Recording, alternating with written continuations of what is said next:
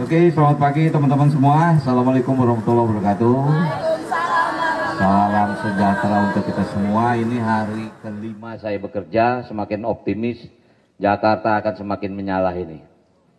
Hari ini memang saya berkunjung ke MRT, saya ingin tahu perencanaan pengembangan seperti apa. Dan saya jujur agak tidak menyangka bahwa mereka jauh lebih cepat mempersiapkannya daripada tim transisi. Memang saya agak fokus tentang pekerjaan MRT yang menuju Harmoni sampai ke Ancol. Di situ ada beberapa, dalam arti kata bukan kendala besar, tapi misalnya masalah lahan, itu juga menjadi kendala. Tapi insya Allah akan bisa kita selesaikan. Nah juga hari ini Pak Sekda dan beberapa kepala dinas mendampingi saya untuk saya tahu apa permasalahan dan bisa segera kita hadapi bersama-sama. Kemudian nanti saya akan ke Balai Kota, saya akan naik busway untuk juga saya tahu permasalahannya apa. Mudah-mudahan kita bisa menyelesaikan semua permasalahan Jakarta dengan waktu yang cepat. Cepat nih barangkali mudah-mudahan dalam waktu 5 tahun progresnya akan terasa. Karena Pak Gub juga berharap periode 2025-2030 ini Jakarta bisa menurunkan menjadi kota global dari 74 menjadi ke 50. Nah jadi inilah langkah-langkah kita mempersiapkan Jakarta menjadi kota global yang berdasarkan Undang-Undang Nomor 2 Tahun 2024 bahwa Jakarta menjadi kota ekonomi nasional dan kota global. Inilah salah satu strategi yang harus kita siapkan. Bahkan nanti siang ini di Balai Kota kita rapat untuk perencanaan pengembangan selanjutnya. Mungkin itu yang bisa saya sampaikan. Silakan. Ya. Lia dari Radio Sonora tadi sepanjang perjalanan dari Lebak Bulus ke sini mungkin ada catatan khususnya baik itu dari sisi transportasi maupun mungkin pendukungnya seperti UMKM dan lain-lain seperti apa Pak? Catatan khusus yang internal tidak terlalu banyak, tapi mungkin yang lebih eksternal. Misal begini, di Pasar Jumat itu kita ada lahan yang sekarang jadi tempat parkir motor. Itu masih agak sembraut. Karena apa? Masih tanah. Saya tanya kapan itu diperbaiki. Insya Allah bulan Mei ini itu akan menjadikan satu area parkir yang cukup baik. Misalnya seperti itu. Tapi juga ada perencanaan lain. Misalnya kita akan bikin area parkir 7 tingkat ya. Rencana 7 tingkat di daerah itu. Untuk apa? Bisa menangkap daya tampung masyarakat yang ada di selatan.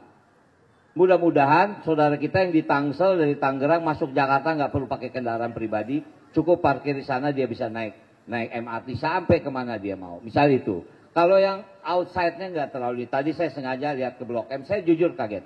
Saya tahu tadi Blok M itu maaf bukan berarti kata dia sempat drop.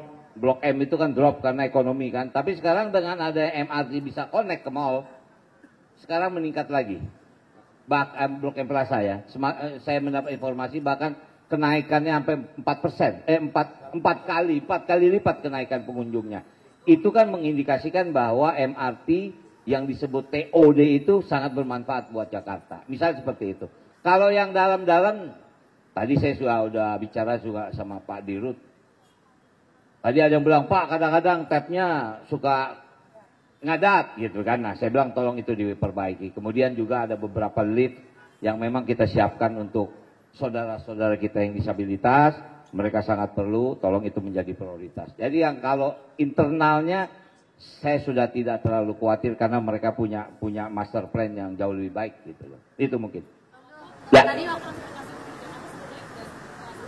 Ya. Ya.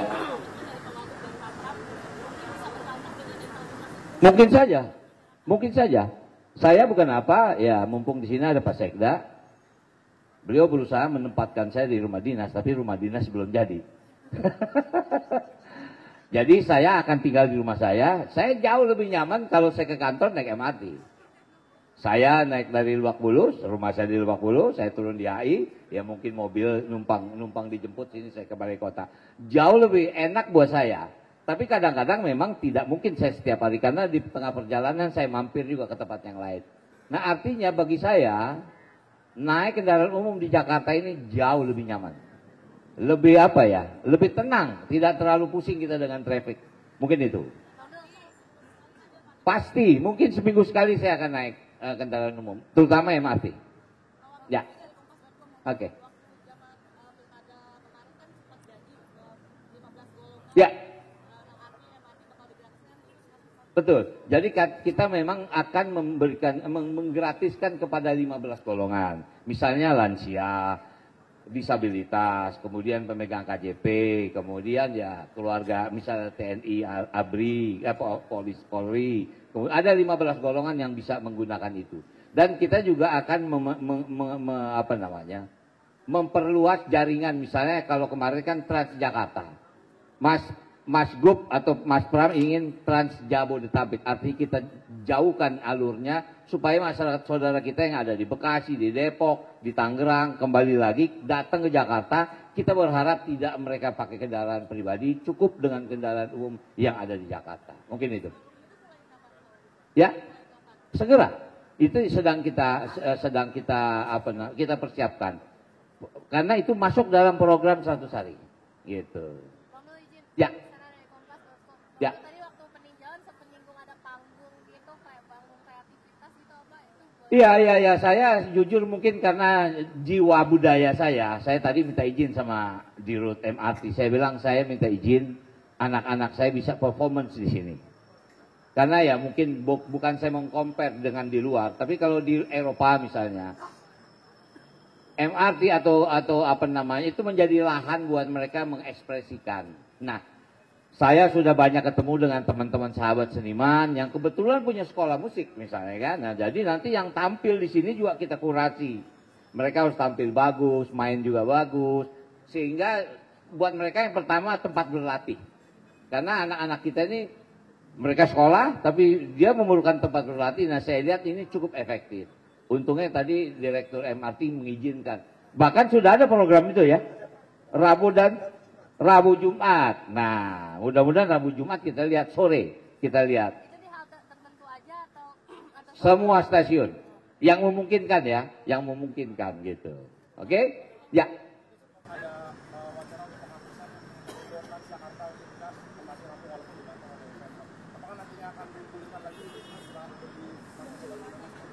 Kemana itu? Oh, yang bersentuhan. Itu daerah Blok M ya. Itu nanti kebijakan kita akan pelajari lagi. Oke. soal penutupan cerita itu gimana kalau ke 5D Pak? Ini ada penutupan. Sementara kan sebelumnya dari cerita cukup banyak Pak. Nanti coba kita pelajari. Ya, saya senang nih dapat informasi ini. Jadi saya alhamdulillah mereka dengar juga kan. Nanti saya akan tanya nih permasalahannya apa. Tapi memang mungkin begini, ini kan ada sentuhan, ada MRT, ada busway misalnya kan. Kita kalkulasi coba mana yang lebih ini. Tentu kalau masyarakat mau dalam arti kata tentu yang murah kan. Nah ini kita compare. Kalau kita tutup ini kira-kira masyarakat ini akan pindah nggak ke sini. Kalau memang tidak terjadi mitigasi, kita akan teruskan. Artinya kepentingan masyarakat jauh lebih kita utamakan. Ya. Pasti armada bertambah. Dan rute baru juga pasti. Logikanya gitu. Bayangin, kalau sekarang mungkin kalau kita terminal paling jauh di sini masuk mana? Yang di itu ya. Kampung Rambutan atau sana tuh daerah Pulau Gadung apa namanya itu? Pulau Gebang. Mungkin nanti akan kita jauhin sampai Bekasi. Tentu kita kerjasama dengan Pemda Bekasi. Ini sedang kita rencanakan. Yang pasti ini harus duduk bersama antara semua pimpinan daerah yang ada di Jabodetabek. Gitu. Ya. Ya, nanti kita berikan tempat. Tapi maaf, kita harus kita kurasi. Artinya apa ya? Ya main dia standarnya bagus. Bukan kita juga mau nyaman kan. Saya minta maaf sekali lagi kalau kita ke Eropa itu mereka punya standar main. Sehingga mereka tuh punya ID card. Tidak mungkin dia dikejar Satpol PP karena dia punya izin. Ada aturan yang harus kita berikan supaya mereka tampil nyaman, yang dengar juga nyaman. Ya mungkin kalian sering lihat di TikTok kan ada orang main piano di stasiun, tiba-tiba di sebelahnya ada anak kecil main biola. Tampilannya luar biasa, semua orang yang itu yang saya mau bikin Jakarta seperti itu. Oke, terima kasih ya teman-teman.